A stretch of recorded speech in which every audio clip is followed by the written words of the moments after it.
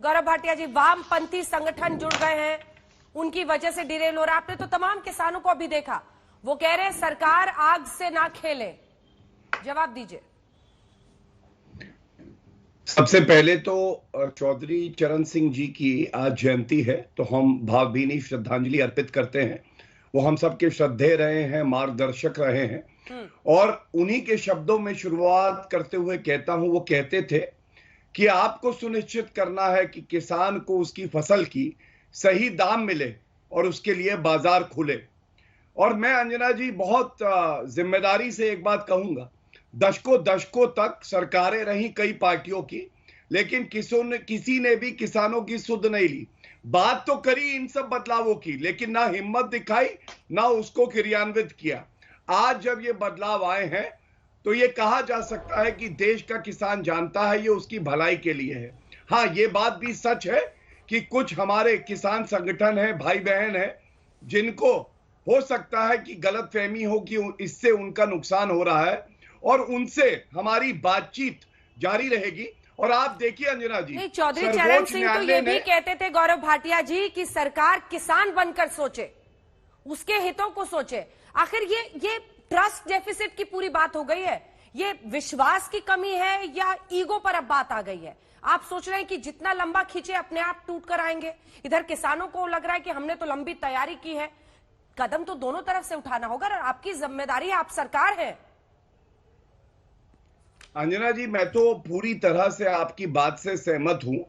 आप खुद जानती हैं कि 5 दौर की बातचीत हुई, छठे दौर के लिए भी कृषि मंत्री जी ने पत्र लिख के कहा कि आप तिथि और समय निर्धारित करें। और आपके चैनल पे एक सवाल उठाया जा रहा था कि माइंड गेम, तो मैं कहूंगा किसान हमारा आत्मसम्मान है, उनसे किस बात की ईगो। अगर उनकी पहचान और मजबूत ना हो तो ऐसी सरकार का क्या फायदा। और माइंड गेम उनसे नहीं खेला जा सकता क्योंकि किसान हमारे दिल में बसे हुए हैं, और माइंड गेम विपक्ष से भी नहीं खेला जा सकता क्योंकि उनके पास माइंड है ही नहीं। वो जानते हैं इन सारे कानूनों की गुणवत्ता, लेकिन मानेंगे नहीं। और एक बात मैं और कहूंगा, बातचीत से ही हल निकलेगा, जैसा नरेंद्र मोदी जी ने भी कहा है और कृषि मंत्री ने।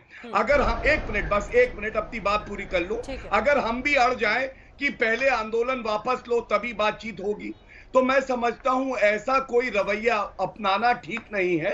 हम सबको लचीलापन दिखाते हुए एक दूसरे से सकारात्मक बातचीत जारी रखनी चाहिए, वरना फायदा ऐसे दल उठाएंगे जिनकी जमीन बंजर हो चुकी है, और उसमें कांग्रेस और लेफ्ट और तमाम और राजनीतिक दल आते हैं।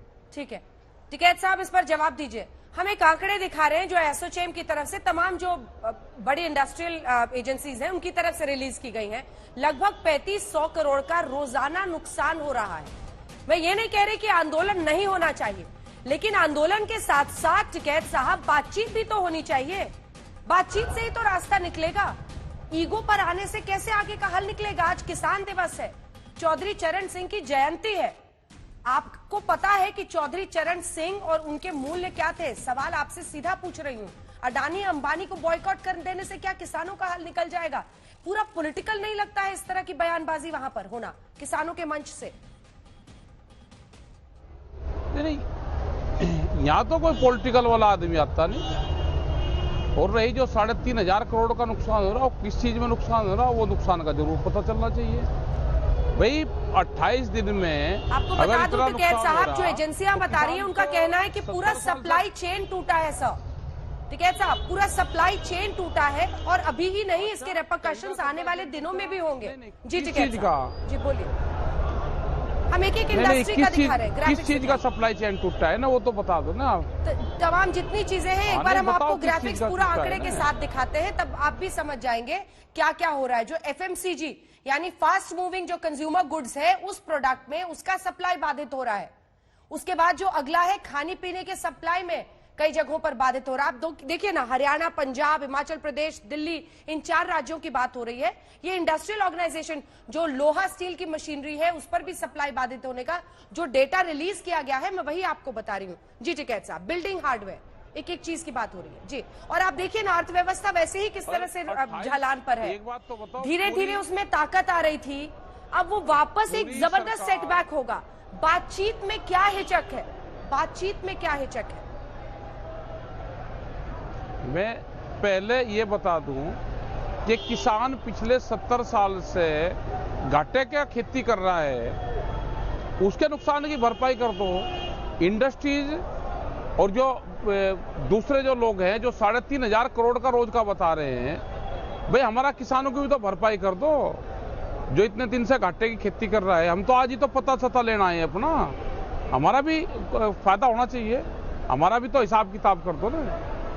इस किसान ने लॉकडाउन में जब पूरा देश बर्बादी के कगार पर था, सर्विस सेक्टर बर्बादी के कगार पर था, नौकरियां बर्बादी के कगार पे थी, उस टाइम पे किसानों ने तो देश को बचाया। बिल्कुल, एग्रीकल्चरल सेक्टर ने ही उस वक्त बचाया था देश को। बिल्कुल सही कह रहे हैं आप टिकैत साहब, बिल्कुल सही कह रहे हैं।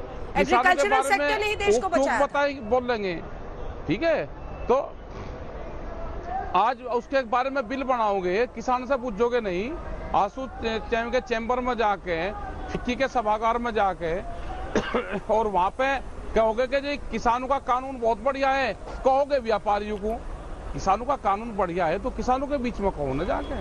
नमस्कार, मैं हूं अंजना ओम कश्यप। हमें उम्मीद है ये वीडियो आपको पसंद आया होगा। लेटेस्ट खबरों के लिए यूं ही देखते रहिए आज तक, और इस वीडियो के पसंद आने पर लाइक, शेयर एंड सब्सक्राइब करना ना भूलें।